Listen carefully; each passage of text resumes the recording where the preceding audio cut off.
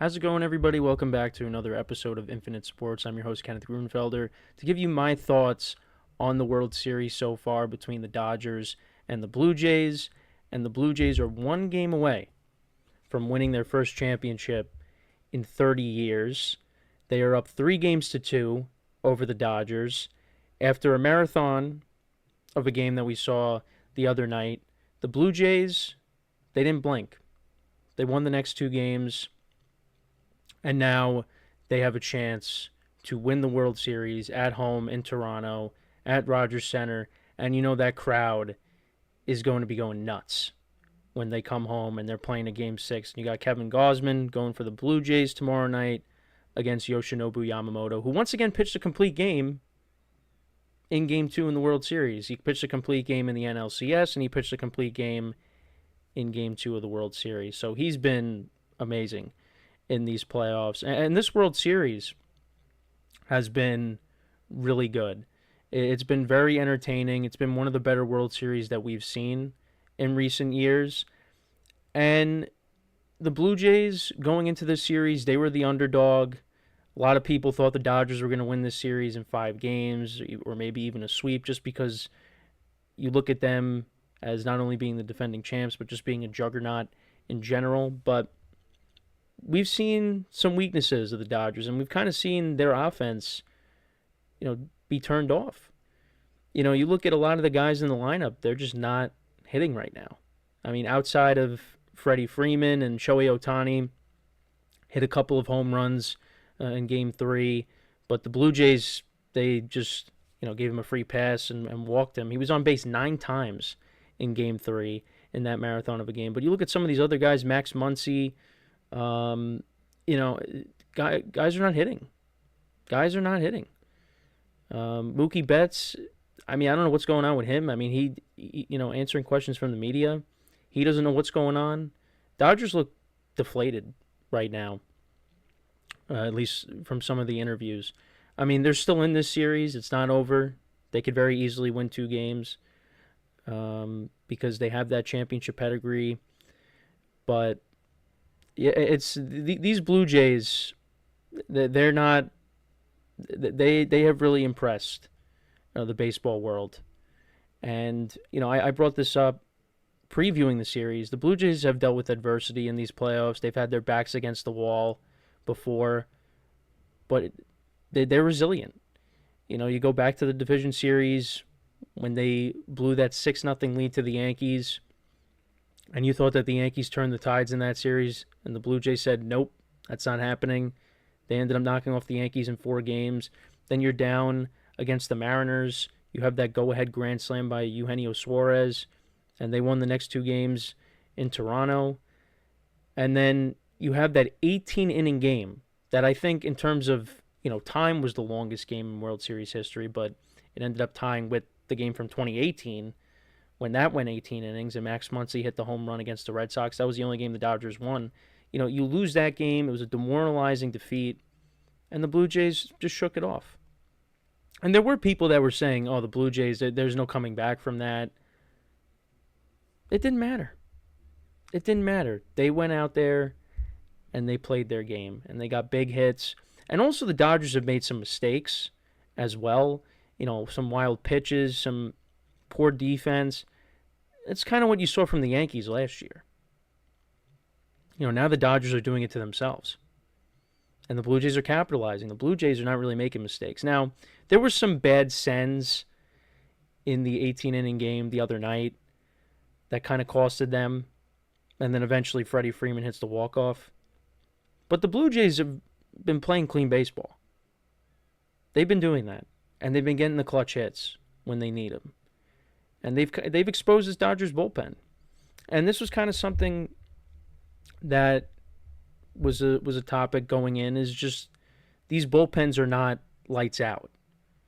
So both offenses should be able to have their way. But that hasn't really been the case for the Dodgers against the Blue Jays bullpen. The Blue Jays bullpen has done a very good job. Now, the Dodgers got some key performances in Game 3. You had Klein, who pitched very well for them in the 18-inning game, and Clayton Kershaw came in and recorded the last out of an inning when the bases were loaded. got a big clutch out. I think it was Nathan Lukes that he got the ground out.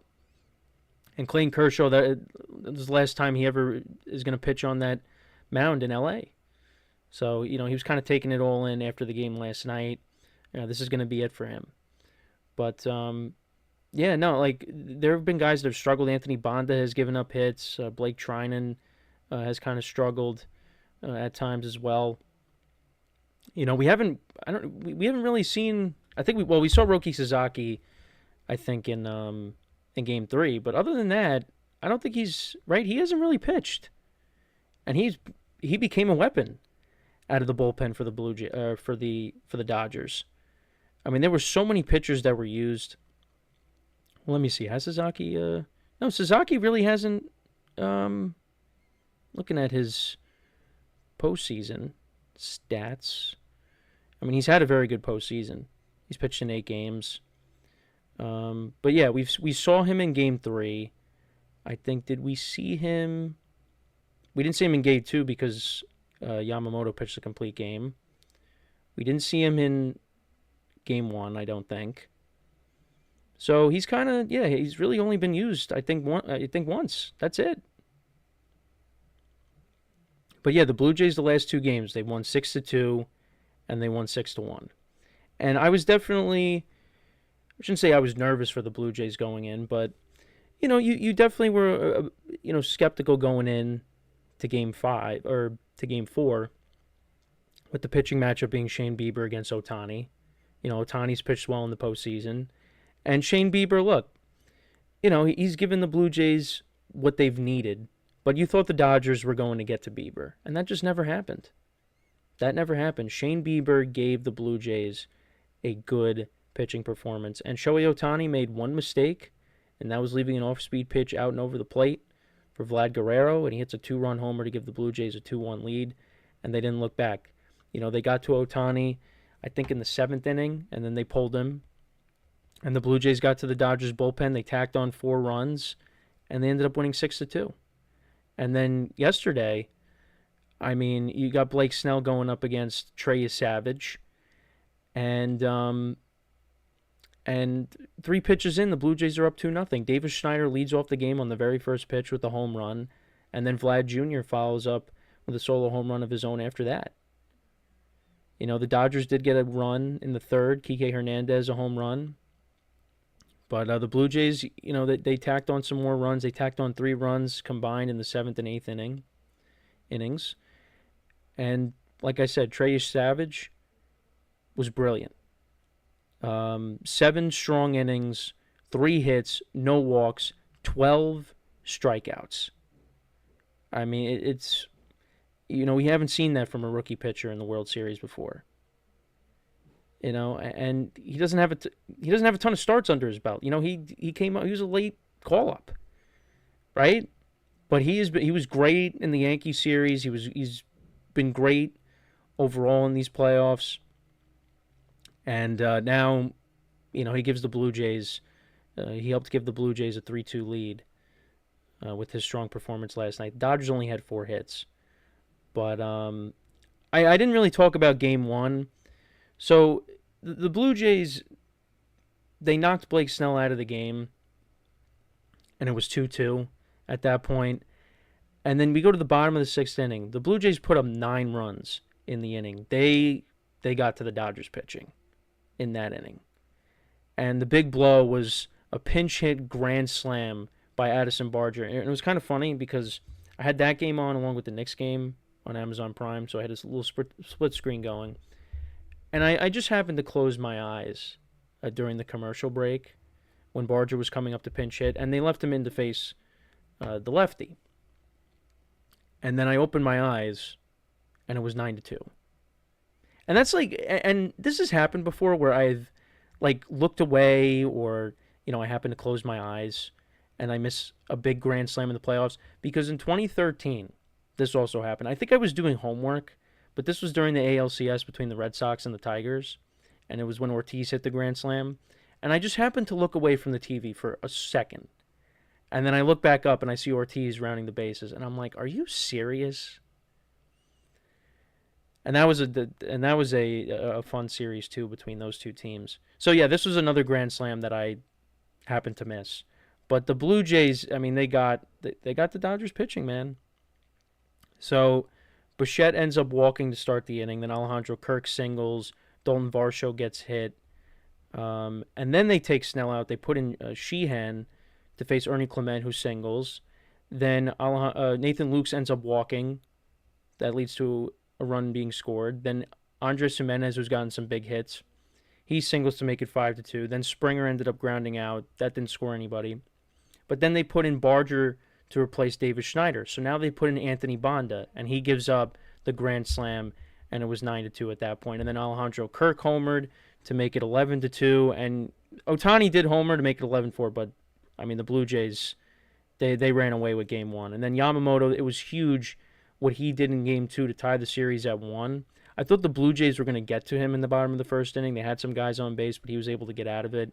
And then he was just dominant the rest of the way. Dodgers tacked on 4 runs, 2 in the 7th and 2 in the 8th, and they tied the series up.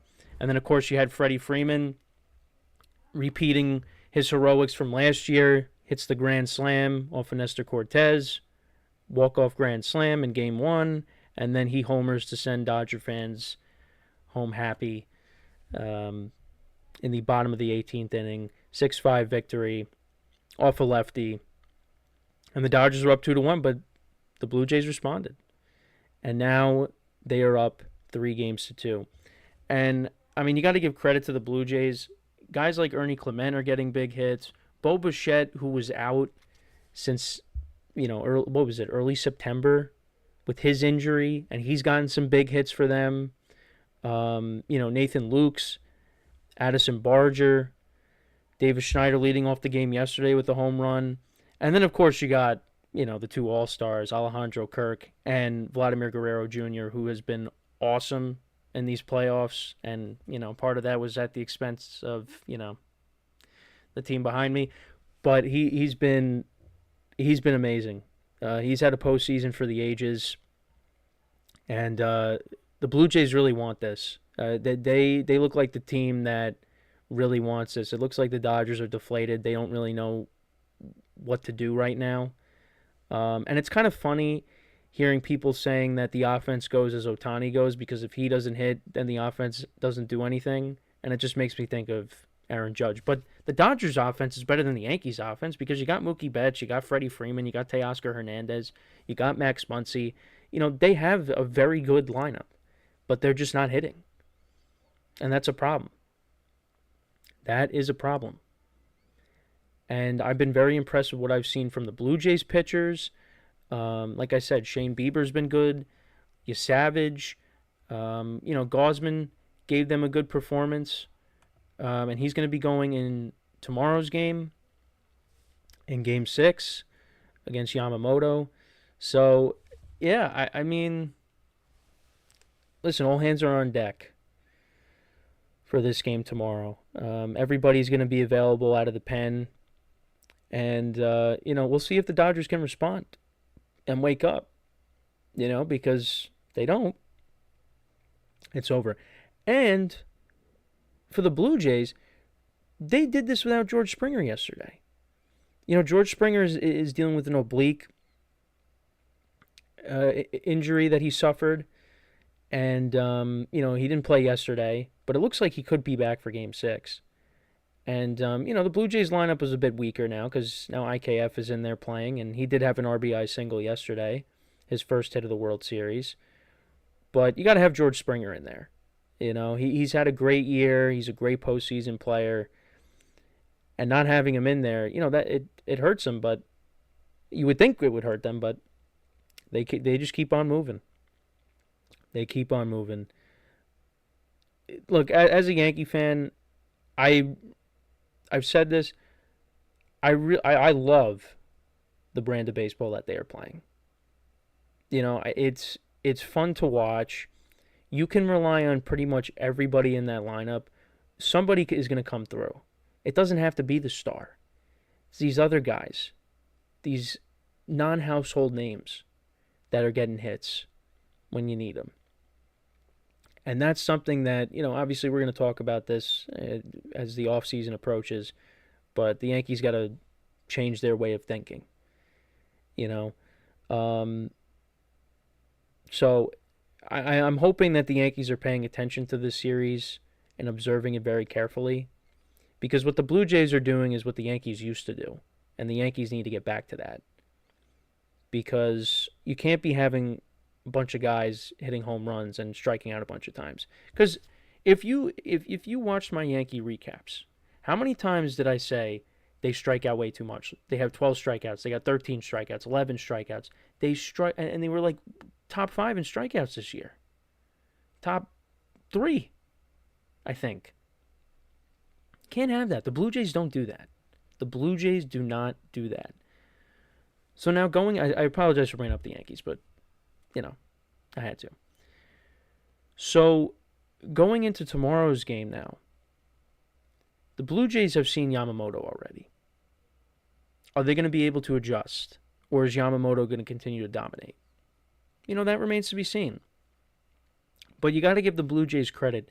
They get to your starters no matter who it is. No matter who it is. It does not matter.